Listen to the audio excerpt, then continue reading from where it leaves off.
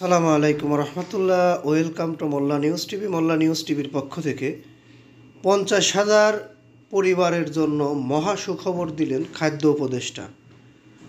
কি সুখবরটি বিস্তারিত জানতে একটু ধৈর্য সহকারে পুরো নিউজটি শুনতে হবে এবং 30 টাকা কেজি দরে চাল পাবে 50 লাখ পরিবার। 50,000 বলেছিলাম প্রথমে, দুঃখিত আমি।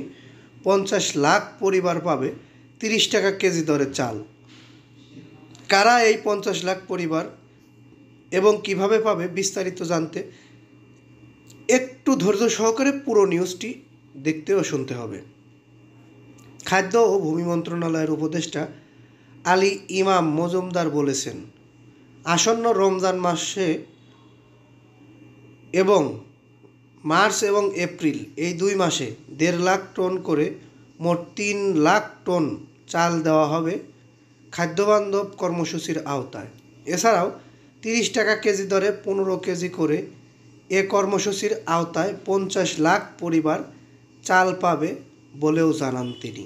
অর্থাৎ একটি পরিবার 15 কেজি করে চাল পাবে 30 লক্ষ পরিবার। সোমবার জেলা প্রশাসক ডিসি সম্মেলনের 2য় দিনের খাদ্য ও ভূমি মন্ত্রণালয় সংক্রান্ত প্রথম অধিবেশন শেষে এসব কথা বলেন তিনি। উপদেষ্টা বলেন, রমজান মাসে বিশাল পরিমাণ খাদ্যশস্য অত্যন্ত সুলভ মূল্যে এবং ক্ষেত্র বিশেষে বিনামূল্যে বিতরণ করা হবে। সে কার্যক্রম সুশৃঙ্খলভাবে পরিচালনা করতে ডিসিদের নির্দেশ দেওয়া হয়েছে। অর্থাৎ ডিসিদের মাধ্যমে এটি পরিচালিত হবে। 50 লাখ পরিবার 30 টাকা কেজি করে 15 কেজি করে চাল পাবে এবং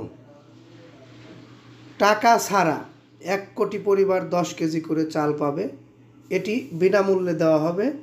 1 কোটি পরিবার এই চাউলের আওতায় থাকবে। অর্থাৎ 10 কেজি করে চাউল পাবে বিনামূল্যে 1 লক্ষ পরিবার, আর 5 লক্ষ পরিবারকে 30 টাকা কেজি করে 15 কেজি করে একটা পরিবারের মাথাপিছু 50 লাখ পরিবারকে 15 কেজি করে চাল দেওয়ার ঘোষণা এসেছে। এমন আরও কিছু কার্যক্রম রয়েছে, অর্থাৎ এছাড়াও আরও কিছু কার্যক্রম রয়েছে, সেটিও অব্যাহত রাখবে। টিসিবির মাধ্যমে এই 50 লাখ টন করে 2 মাসে 1 লাখ টন চাল যাবে। অর্থাৎ এই 30 টাকা কেজি দরের চাউল টিসিবির মাধ্যমে দেওয়া হবে, আর বিনামূল্যে 10 কেজি করে 1 লক্ষ পরিবারকে দেওয়া হবে। এটি টিসিবির মাধ্যমে না, এটা ডিসিদের মাধ্যমে পরিচালিত হবে। কিভাবে দেওয়া হবে সে বিষয়ে আমরা পরবর্তীতে আপনাদেরকে জানিয়ে দেব এবং কারা পাবেন সেটাও আমরা নির্দিষ্ট করে জানিয়ে দেব পরবর্তী নিউজে।